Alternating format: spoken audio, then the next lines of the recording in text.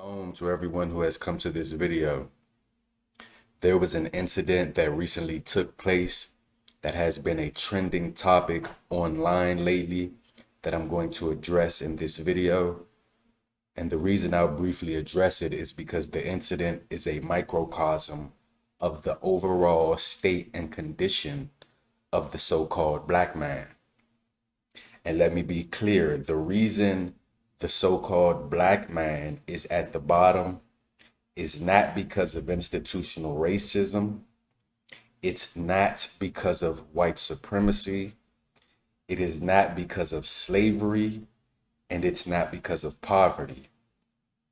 These have all simply been repercussions and byproducts of the underlying problem. The truth is that the root of our problem is spiritual, and it manifests itself physically. The spirit realm is more real than the physical. The reason the so-called black men are at the bottom socially and economically all around the world is because, for the most part, our people refuse to adhere to the precepts that we were given by the Most High in his holy scriptures. If you walked into a grocery store today and then you suddenly lost all of your memory, you would not remember how you got into the grocery store, now would you? The same is true when looking at the history of any people group. In order for them to know why they are in the place or the position that they are in, they would have to know their past. They would need to know their history, and by knowing their past, they will know the sequence of events that led them to where they are now. In this short clip I'm about to play is a Black Palestinian community leader by the name of Ali Jeddah in a BET interview that he did many years ago. And for those who don't know, Palestine is in the biblical land of Israel, which is where this man is from. The lady interviewing him is going to ask him why he chooses to stay in the land, despite the fact that he faces much discrimination from the Europeans in the land. And he is going to tell us what happened to his people that used to permeate the land of Israel. Was the show saying, so why stay? Why stay when you are called nigger every day? Why stay when you are denied your rights? So she said, why stay when you are called nigger every day? Why stay when you are denied your rights? The more they humiliate me, the more they oppress me, the more I stick to my land. Because this is my land. I'm so rooted. We are deeply rooted as Africans, as Palestinian Africans in this land. And we know pretty well that our ancestors, I'm talking about thousands and thousands of years, had been here in this country, but they were spread away, taken to Africa, from Africa to the United States, taken to Africa, from Africa to the United States, taken to Africa, from Africa to the United States, taken to Africa, from Africa to the United States. As he just stated, his people were originally in the land, but they were, as he stated, spread away. And he said they were taken to Africa, and from Africa to the United States. This is an undeniable historical fact. As it says here in the Encyclopedia of Jewish Diaspora, Origins, Experiences, and Culture, Volume 1, page 454, it says, in later centuries, Jews are believed to have settled in Western Africa during the height of the Songhai, Mali, Ghana, and Kanem-Bornu empires. And for those who don't know, those empires were in West Africa. It says, according to accounts from explorers of the region, several powerful Jewish families of the Songhai Empire were of Jewish origin until Askia Muhammad came to power and in 1492 decreed that all Jews either convert to Islam or leave the region. And there were many such migrations and forced migrations into the interiors and into the west coast of Africa of the Israelites. And there were other ways that you got there too. As the PhD Nika Davis says here in The African Diaspora of Black Judaism, it says Peter Mark and Jose Horta reveal that in 1492, Portuguese Christians banned non-Christians and Jews from Spain, Portugal, and the entire Iberian Peninsula. Those who were not Christians either had to submit to a forced conversion that Peter Mark called New Christians, or escape to the peripheries of the Spanish Empire to places such as West Africa. These escapees were called Lancaros, and many of them carried their Jewish culture to Senegambia and the west coast of Africa. The first recorded Jewish Portuguese community of the Petit Côte established themselves in 1607, where they traded and intermarried with the indigenous African population. As a result, the people of the region lived as Jews and Christians. And these so-called Jews that were banished and that left Portugal and Spain around this time were so-called Black people. Speaking about the same people in his book, Nature Knows No Color Line, the prominent scholar Joel Augustus Rogers states the following. He says, many of the Jews who were banished from Portugal by John II settled in the West Indies. John Bigelow, who visited Jamaica in 1850, saw the descendants of these Jews and says they were Negroid. The Eastern Jews who settled in Austria, Poland, and Russia were Negroid too. You see, the children of Israel were scattered throughout the world. And the reason why our people were scattered throughout the world and became known simply as Black people who are quote unquote from Africa, no country in particular, just from Africa. The reason why we became known as this color is given here in Deuteronomy chapter 29. As it says here in verse 27, and the anger of the Lord was kindled against this land to bring upon it all the curses that are written in this book. And what land is that? That's talking about the land of Israel, that the so-called Black people were scattered from. Verse 28 says, and the Lord rooted them out of their land in anger and in wrath and in great indignation, and cast them into another land, as it is this day. And this still stands today. That's why we are in the position that we're in.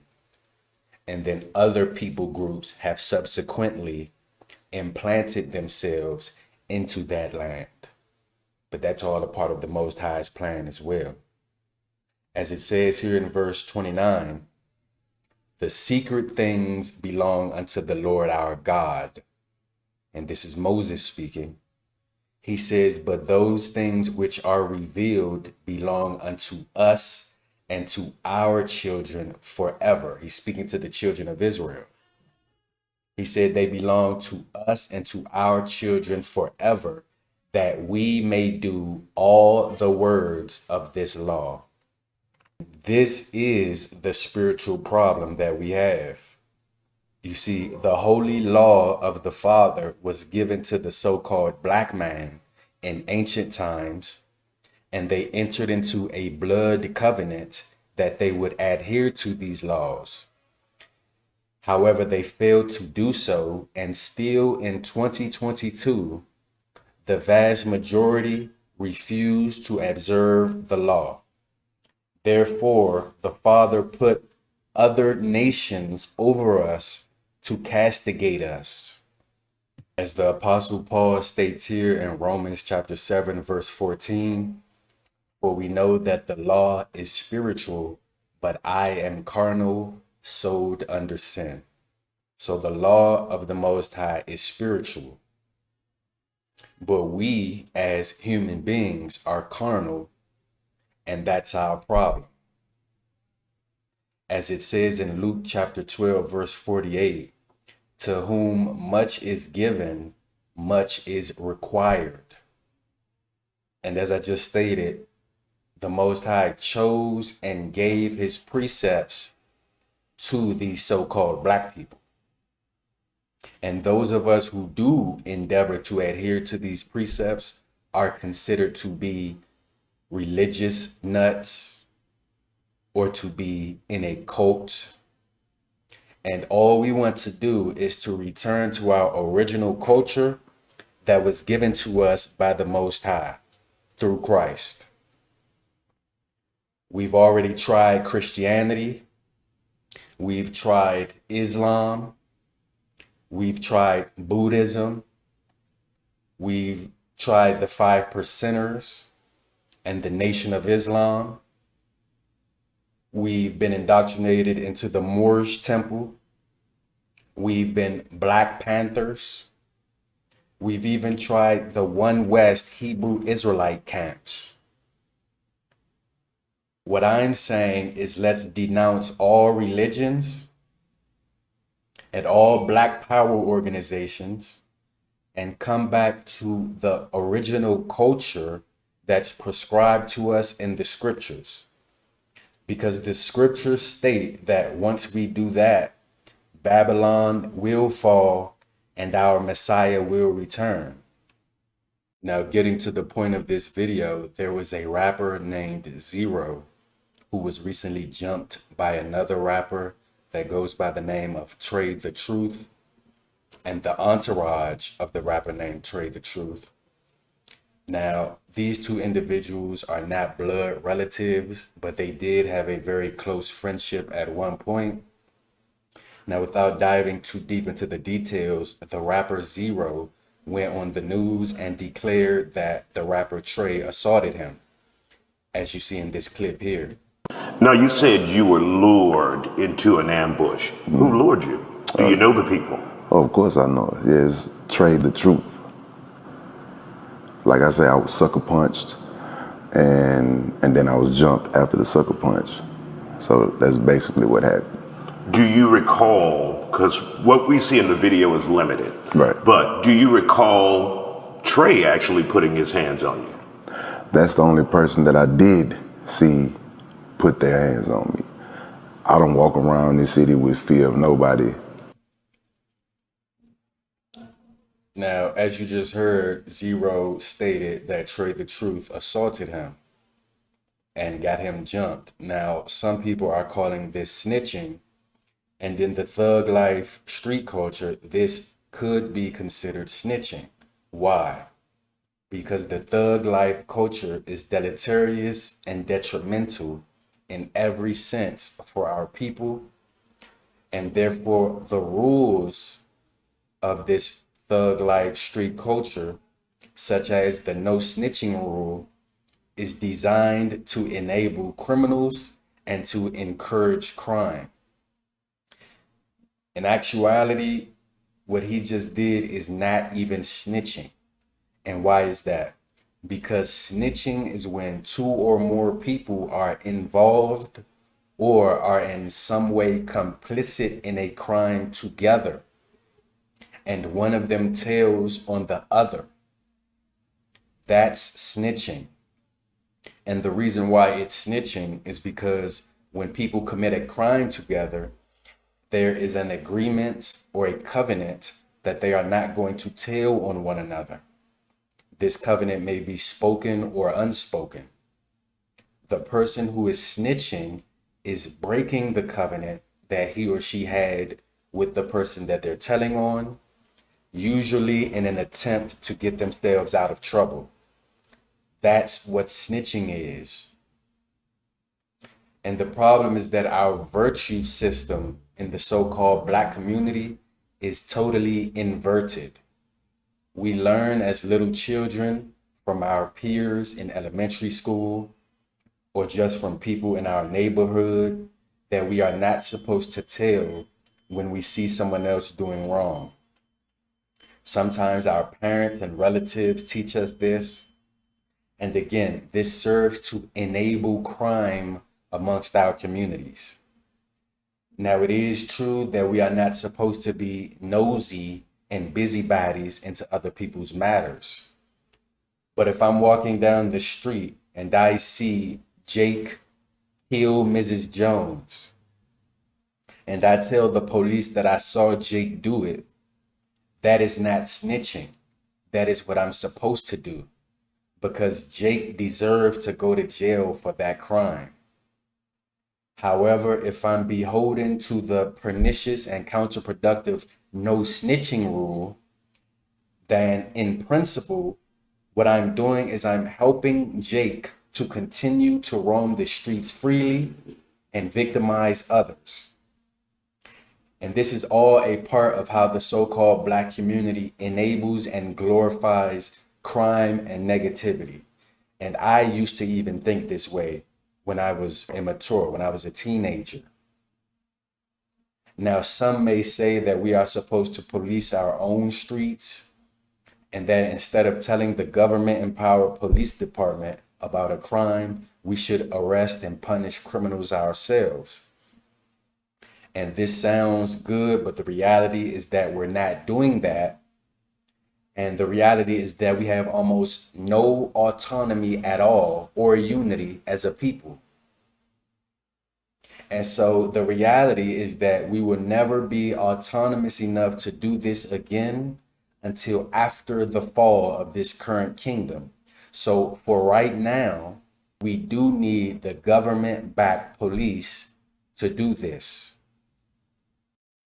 Just like I already stated, that the Most High set the other nations over us in hierarchy as castigation, he also established the governments that we're under.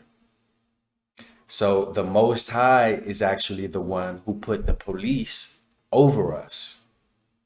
As it says here in John chapter 19, verse 11, this is when Mashiach, or Christ, is speaking to Pilate before he's put to death. Christ was a so-called black man and Pilate was a so-called Caucasian man. The Israelites were under what you would call white rulership at this time, under the Romans. It says here, this is what he said to Pilate. It says, Jesus answered, "Thou couldst have no power at all against me, except it were given thee from above. Therefore, he that delivered me unto thee hath the greater sin." In other words, what Mashiach is saying is that the only reason you have power over me is because the Most High gave it to you. Therefore, the people that delivered me to you, which were Israelites, they have the greater sin. So who set up Pilate? Who established the government? Who established the authorities over our people? It's the Most High. He is the one in control. According to the law of the Most High, you are supposed to tell on criminals. As it says here in Leviticus chapter 5, verse 1. And if a soul sin and hear the voice of swearing, and is a witness, whether he has seen or known of it, if he do not utter it, then he shall bear his iniquity. What does that mean? It means that when you hear a call or an adjuration to testify regarding a crime that you were a witness to, whether you saw the crime yourself or you simply had information about it, if you refuse to testify, you are committing a sin, and your sin will be on you, your iniquity. This is one of the ways that biblical culture regulates society to ensure that criminality is not normalized. As it says here in Proverbs chapter 29, verse 24, it says, whoso is partner with a thief hateth his own soul. He heareth cursing and bewrayeth it not. And just so that you can understand that better, because that's Old English, let's go to the New King James Version. In the same verse, it says, whosoever is a partner with a thief hates his own life. He swears to tell the truth, but reveals nothing. In other words, you're harming yourself by being complicit with a criminal, by being complicit with a thief. And it says you swear to tell the truth, or you could also say you're put under oath, but reveal nothing. You won't snitch, quote unquote. You won't tell what happened so that the criminal can be prosecuted. As far as the entourage of Trae the Truth jumping zero, as it says here in Exodus chapter 21, it says, and if men strive together, meaning if men fight, it says, and one smites another with a stone or with his fist, and he die not, but keepeth his bed. So that means two men are fighting, and one hits another with his stone or with his fist, but he didn't kill the person, he simply injured them. It says in verse 19, if he rise again, meaning the victim, the person that got hurt, it says, if he rise again and walk abroad upon his staff, then shall he that smote him be quit. That means that if the person that was hurt gets up again and walks around, then the person that hit him or that beat him up shall be considered innocent. But it explains further. It says, only he shall pay for the loss of his time and shall cause him to be thoroughly healed. So according to the law, he has to pay for the loss of the man's time. Maybe the man couldn't work for that period of time. He may have had medical bills, etc. So he has to pay for that. He has to recompense the man. And it says, and shall cause him to be thoroughly healed. He has to do whatever is in his power to make sure this man is healed. He has to care for this man. He has to care for his brother.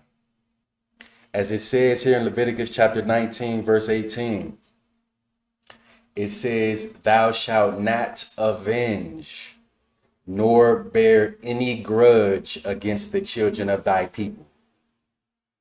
So whatever grudge Trae the Truth and his entourage had against Zero, whatever animosity they had against him, that was a sin.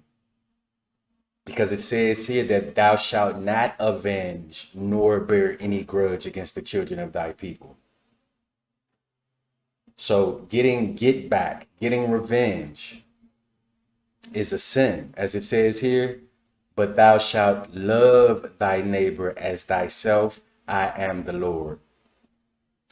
If you understand that it's illegal to hold a grudge against someone and to get revenge on them, then you will not be committing premeditated crimes against them in the first place.